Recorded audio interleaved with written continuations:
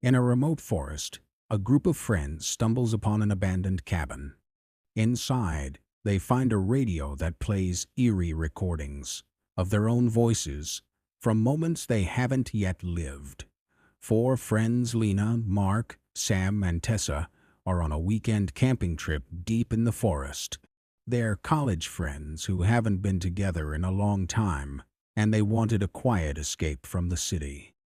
The dense trees surround them as they hike farther into the woods, laughing and joking to mask the unease they feel in the isolated forest. They pitch their tents and gather around a campfire, sharing stories and trying to shake off the unsettling feeling that they're being watched. As dusk sets in, Lena notices something through the trees, a shadowy outline of a building. Curiosity gets the better of them, and they decide to investigate. They find an old abandoned cabin, hidden and overgrown. The door hangs ajar, and the air smells of mildew and damp wood. Inside, they see signs of past occupants, old newspapers, tattered furniture, and a dusty radio sitting in the center of the room. Sam, always the joker, flips on the radio, expecting nothing but static. But it crackles to life, and an eerie, distorted voice emerges. It sounds like Tessa, whispering, "We shouldn't have come here." Tessa's eyes widen. "I didn't say that." The friends laugh nervously, brushing it off as a prank, but Lena can't shake the feeling that something's off.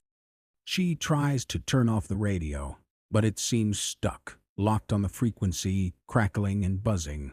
That night, the friends sit around a campfire near the cabin. They hear another voice crackling through the trees. It sounds like Mark's voice this time, frantic and scared. "Get out. Get out before it's too late." Mark, sitting by the fire, swears he didn't say it, but the voice on the radio sounds exactly like him. Confused and disturbed, they listen closer, but the voice fades into static. Sam, ever skeptical, jokes, "It's just old recordings or echoes in the radio," but a part of him looks worried. As they prepare to head back to their tents, the radio crackles again. This time, it's Lena's voice saying something chilling. "We'll never get out of here alive." Everyone freezes.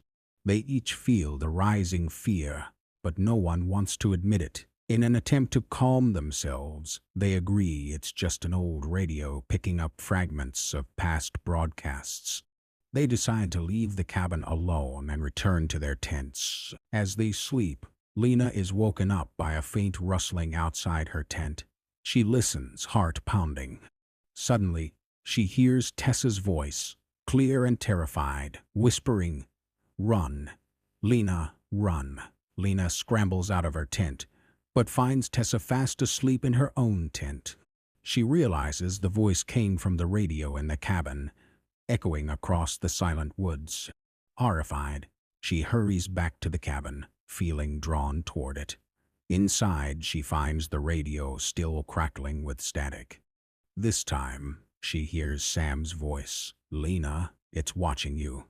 She turns around but sees no one. Her skin crawls. Her instincts scream at her to leave, but she feels rooted to the spot. The radio seems to be predicting events, or somehow tapping into their future fears. By morning, the friends are shaken.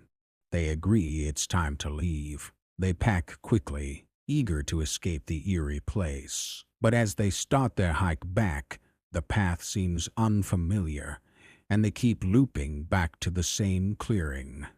The forest around them feels denser, darker, and somehow twisted.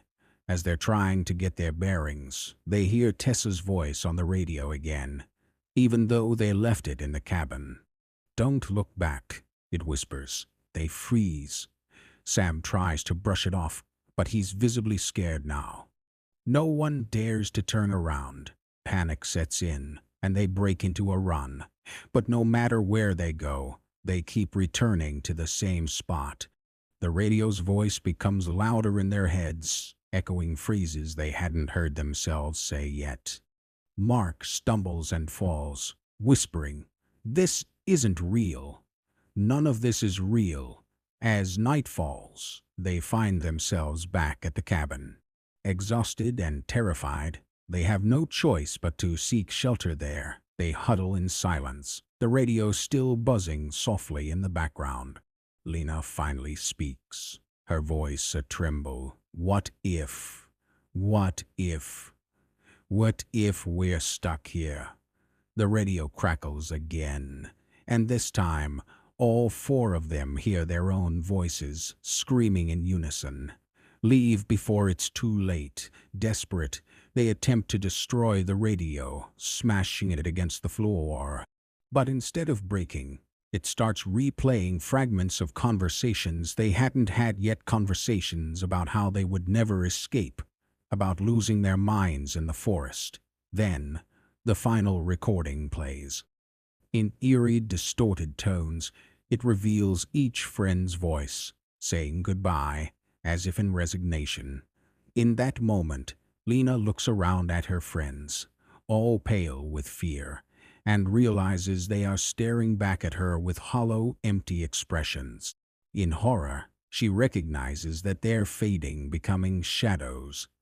The radio has trapped them, recorded them into its twisted memory, turning them into its twisted memory, turning them into echoes to replay over and over.